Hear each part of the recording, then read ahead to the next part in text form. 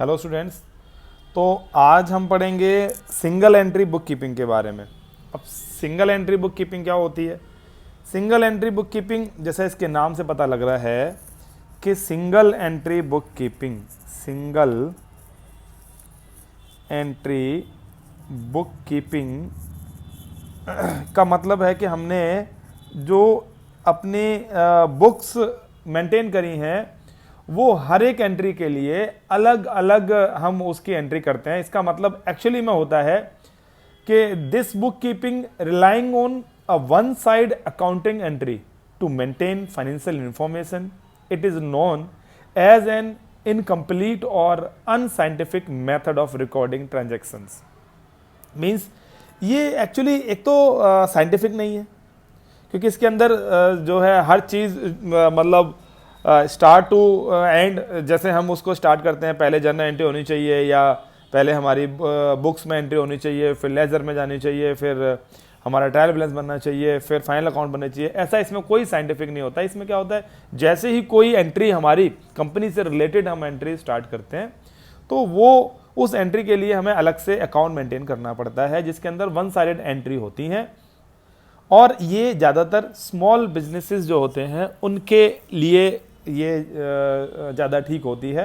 Otherwise जो बड़े business हैं वो इसको जो है फॉलो नहीं करते। दूसरी चीज़ इसमें हमें क्या करना पड़ता है कि जो सिंगल एंट्री बुक कीपिंग है इसके अंदर हर ट्रांजेक्शन के जो हमारे बिजनेस से रिलेटेड है उसकी एंट्री तो करनी ही पड़ती है। ऊपर से इसमें नेट प्रॉफिट और लॉस निकालना एक्यूरेट, जिसे कहते हैं बिल्कुल एक्यूरेट, वो कई बार नहीं निकलता है। और इसका तीसरा एक और जो है लॉस है बड़े बिजनेस वालों के लिए कि इसमें जो मैनिपुलेटिंग होती है या जो गलती हो जाती है या कोई व्यक्ति फ्रॉड कर रहा है कंपनी के अंदर, तो उसको पकड़ पाना थोड़ा सा मुश्किल होता है। तो इसीलिए सिंगल एंट्री बुक कीपिंग बड़े बिजनेस के लिए सुटेबल नहीं है। ठीक है, अब हम थोड़ा सा और इसके बारे में बात करते हुए आगे हम बात करते हैं कि सिंगल एंट्री बुक कीपिंग क्या है। Actually, single entry bookkeeping is a system of accounting where there is only one entry for each transaction. The following transactions are recorded in single entry bookkeeping. अब मैं बताता हूँ कौन कौन सी चीज़ें इसके अंदर जो है ऐड की जाती हैं। पहली, हम इसके अंदर टैक्सेबल इनकम लेते हैं।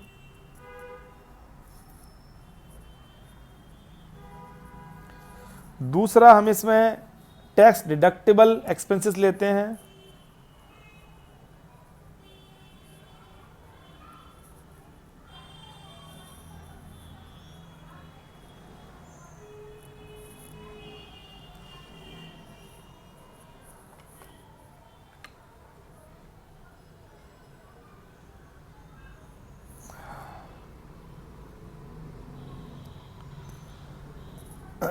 तीसरा, हम इसके अंदर और दो चीज़ें आपको बता देते हैं। कैश वाली जो एंट्रीज हैं वो ले लेते हैं मेन।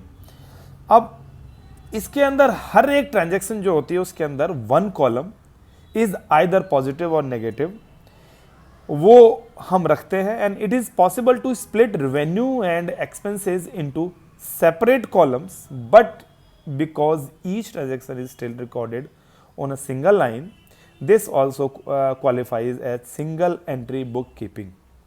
ओके, तो इसके अंदर सिंगल एंट्री बुक कीपिंग है, यानी इसमें हम मेन अपनी सभी एंट्रीज को लेकर के जो हमारे बिजनेस से रिलेटेड होती हैं उसको वन साइडेड एंट्री करके और फिर हम अपना प्रॉफिट और लॉस निकालने की कोशिश करते हैं।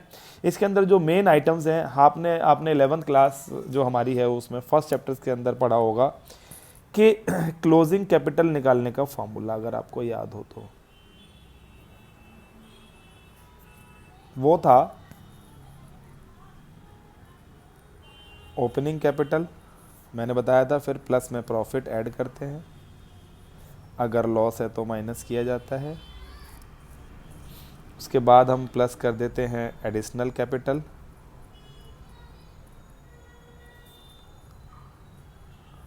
फिर उसके बाद हम माइनस कर देते हैं closing capital, O sorry drawings, not closing capital.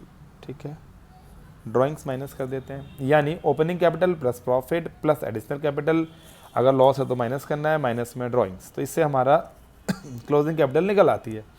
अब इसी से लिंक करके हमने फॉर्मूला बताया, सपोज मुझे ये प्रॉफिट निकालना है, तो आपको याद होगा हम प्रॉफिट कैसे निकालते थे, profit equals to closing capital जो ऊपर आपकी है माइनस इधर आके ओपनिंग कैपिटल नेगेटिव हो जाएगी, opening capital plus minus additional capital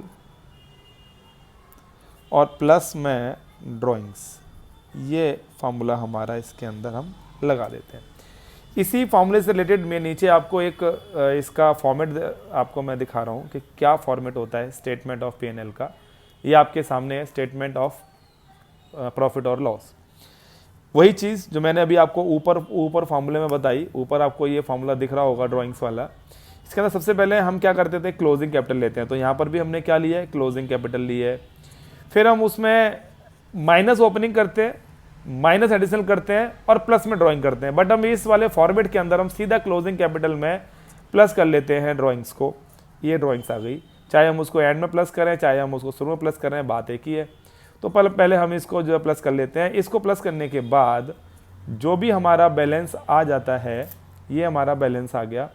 इस बैलेंस में से अब हम लेस कर देंगे additional capital during the year. ये आपकी additional capital during the year, इसको हमने इसमें क्या कर दिया, लेस कर दिया।